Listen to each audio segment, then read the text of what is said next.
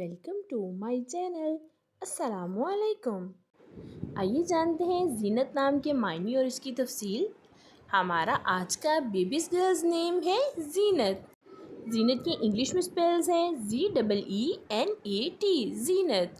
ये एक Islamic name है और लड़कियों के लिए रखा जाता है ये नाम जीनत।